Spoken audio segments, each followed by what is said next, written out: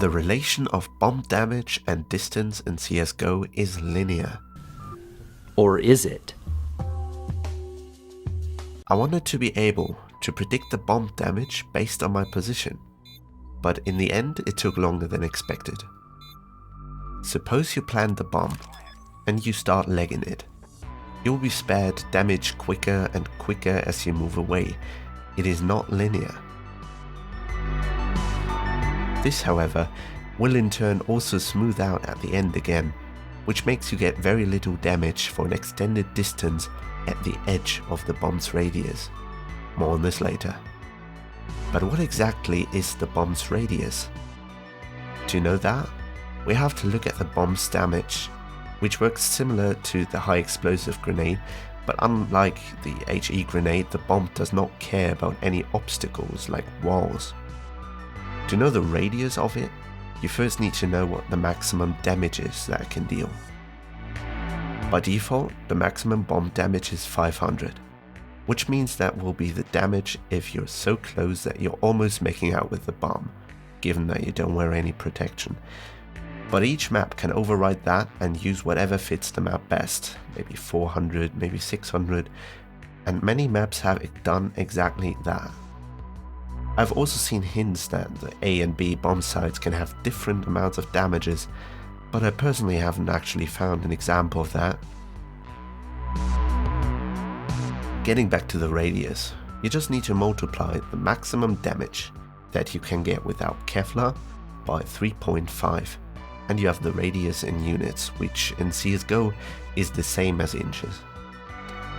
The bomb damage falloff is defined by a Gaussian function, which has a characteristic bell shape, but we only need half to display it. If you wear any Kevlar, with or without helmet, you will only get half of the damage, just like with the Nova, for as long as your armor can withstand it. Armor in CSGO will get reduced by half of the damage that it absorbs. Since it absorbs half of the bomb's damage, and gets reduced by half of that absorbed damage, it will in the end decrease by a quarter of the original bomb damage. If, for example, you get 150 damage by the bomb, then you'd get 75 damage to your HP and 38 damage to your armor. But let's say you don't have 38 armor points to spare, but only say 25. Then those 25 points will work as usual and absorb double of what you have left in HP, that is 50. And the rest will be the damage left, so instead of 75 damage, you will get 150 minus 25 times 2, which is 100, and well, you're toast. But how do we actually know how far away from the bomb we are?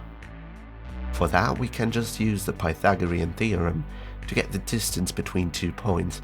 But which point? The first point is the origin of the bomb, or the coordinates of where the bomb was planted.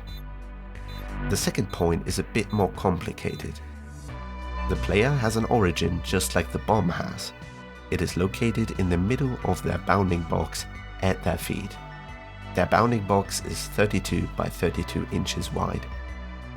Jumping can influence how much damage you get in certain scenarios.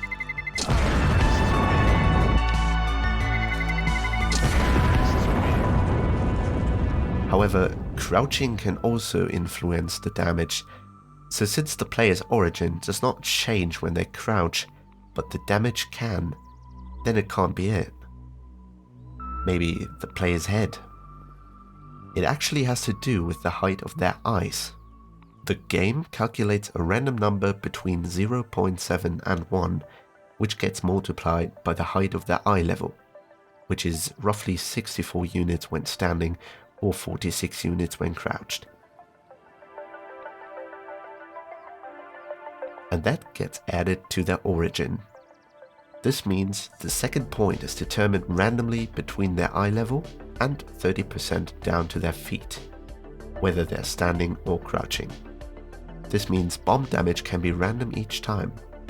When you're at a similar height as the bomb, then the different possible distances do not differ enough to make the difference in damage, However, the more vertical separation you have from the bomb, the more random it can be. More extreme examples would be Vertigo or Nuke. This could almost be it, but at some point, the damage you get could suddenly drop from, for example, 5 to 0. But why is that? It's because of the game's method of figuring out who is in the blast radius.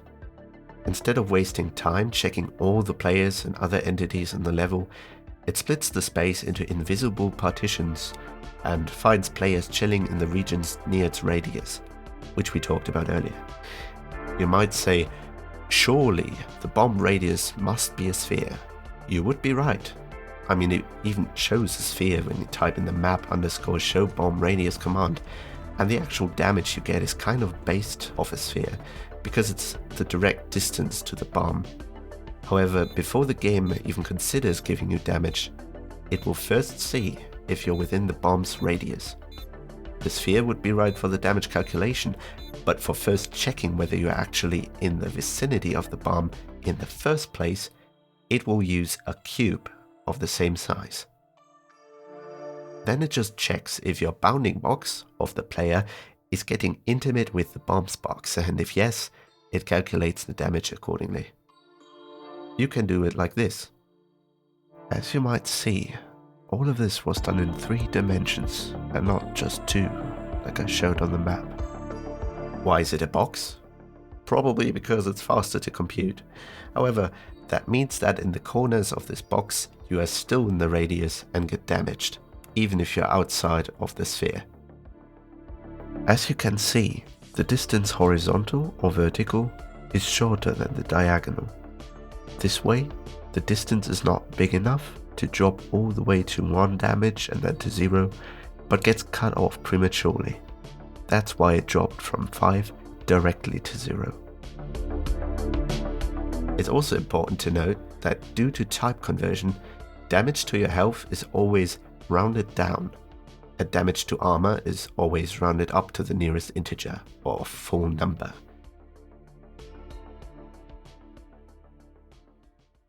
And no, looking at the bomb will not save you. And don't call me Shorty.